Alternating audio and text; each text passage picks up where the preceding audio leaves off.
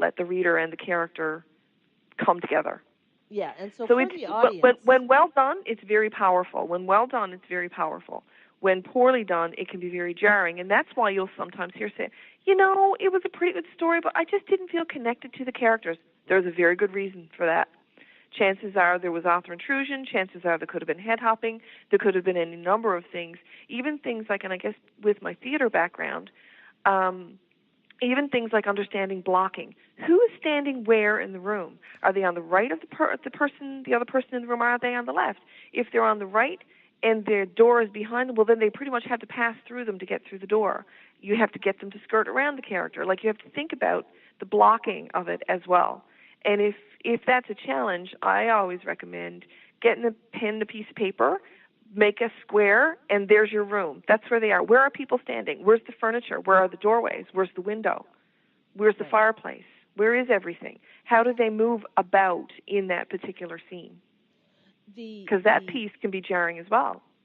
The topic of author intrusion, which I don't know if I've heard it called quite that, but we talked about it in the category of author voice and the difference between, because basically if I write third person, so I'll speak to that.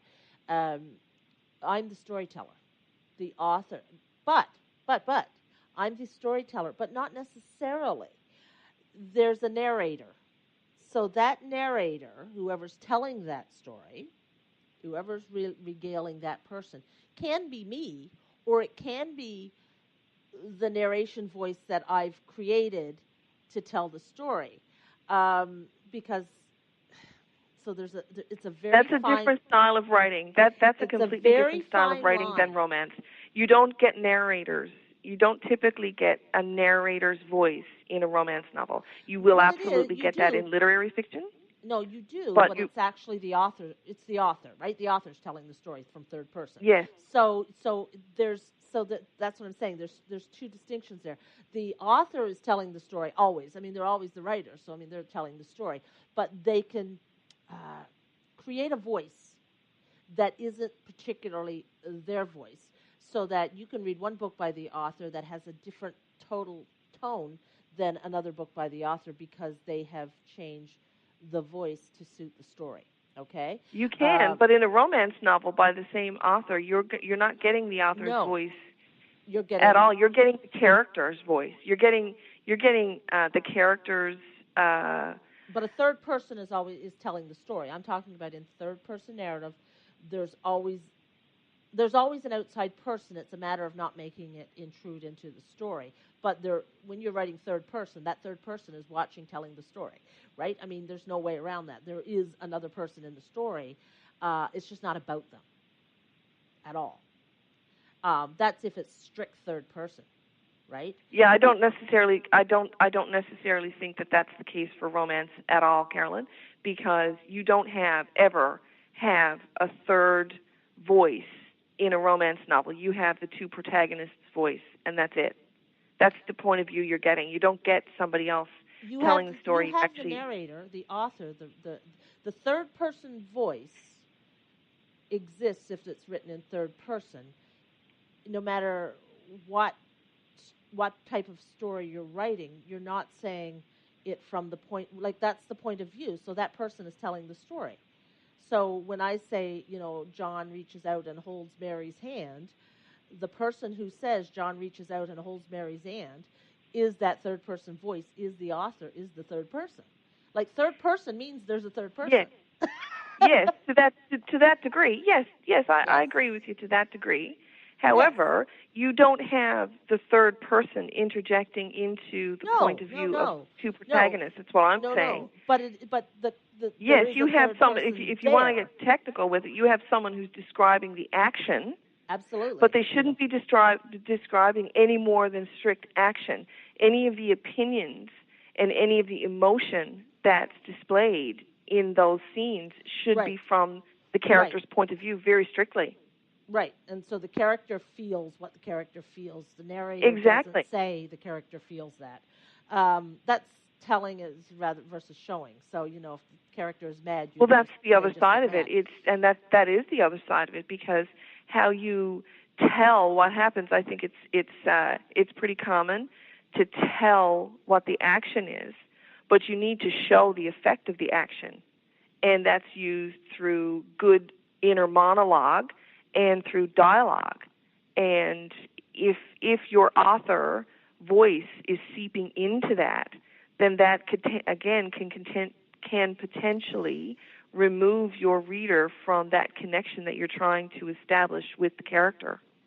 Right, and that's common to any literature that you write. But I mean, if you read a book like Huckleberry Finn, you get a very distinct sense of a voice of someone of that A time narrator's telling voice. the story, right? Yeah. Yeah. Well, but that's true for a lot of classic literature. Jane Austen is the same way. Jane Austen is telling the story versus the characters telling a story, which is typical of a romance novel. And but that, I think that's true for a lot of classic literature, whether it's romance or otherwise. You also get it in. I felt that there was a lot of. I got a sense of that in the Book of Negroes, even though it's contemporary. There was a sense of the narrator being on site. You know what I mean? It's character. It comes to down to author voice, and and keeping it as voice, not as you say, intruding into the story. Absolutely. It's not the author's opinion. It's just the way the author tells the story. Exactly. And that is something that I think finding that balance can be very difficult for some writers. Well, it comes down to, a lot of times it comes down to word choice, because dialogue, that's where dialogue becomes really important. You have characters who speak a certain way. I'm not a fan of interjecting dialect into dialogue. I find that really jars me. So it may be well and good to add flavor by certain word choice, but they're actual words. They're not.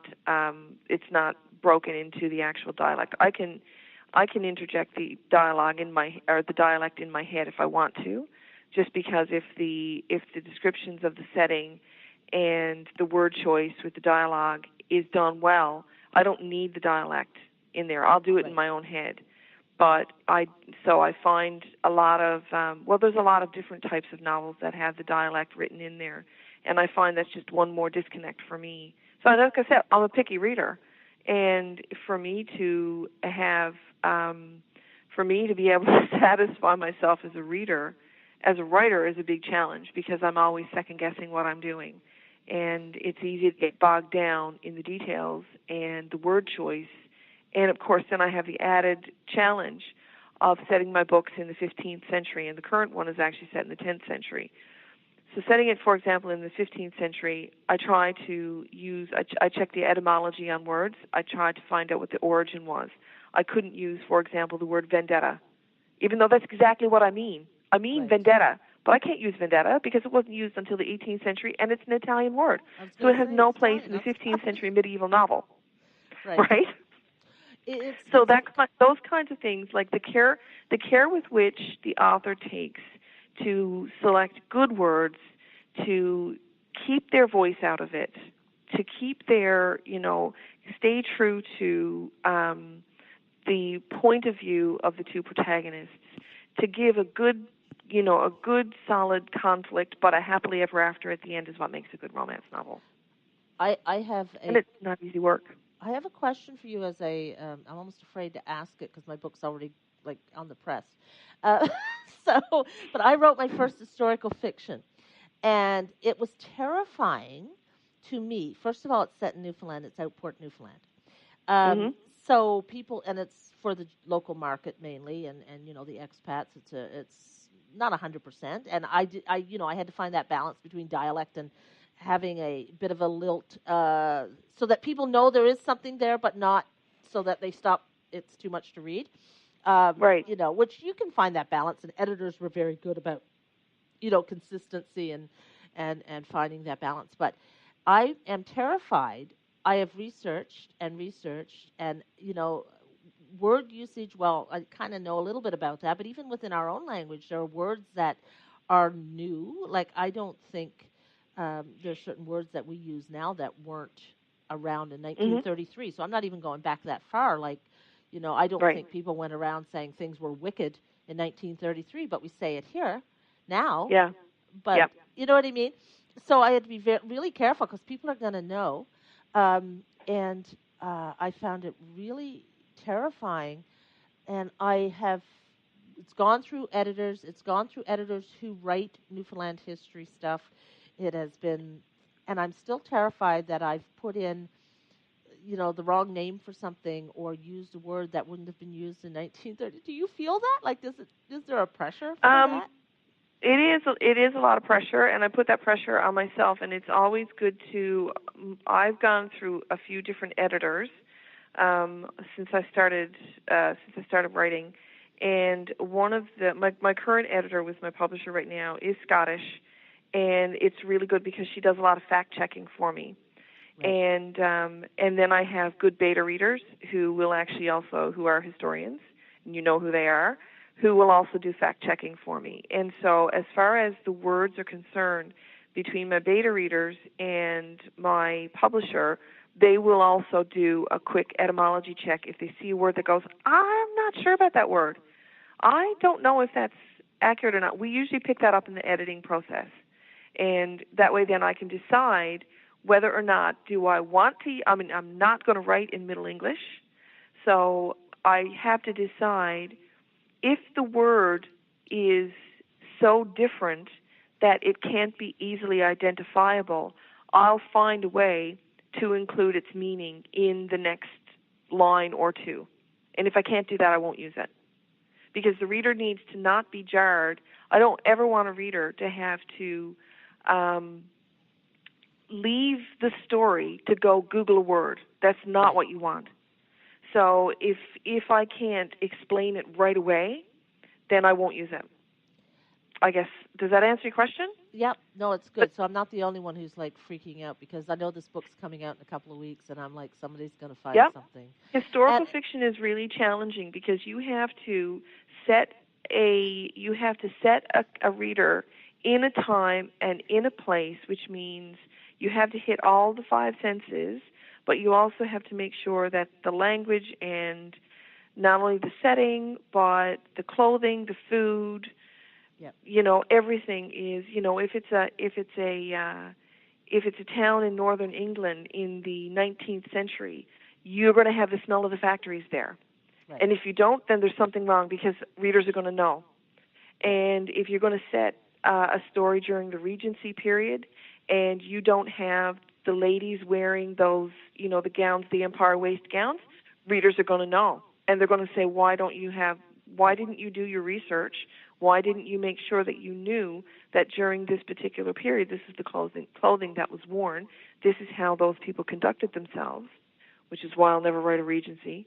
And so, so there are readers of certain subcategories of romance, like Regency, like Scottish romance, certainly during the Jacobite Rebellion, that know the history well enough because they've read enough of it now that they have a certain expectation, which is good and bad. Right. For me, setting the story in the 15th century gave me a little bit of freedom because nobody else had set not any of the big names anyway, had set a story during the 15th century during the reign of James Stewart I. So I had a fair bit of freedom in terms of, okay, what story am I telling? How am I telling this?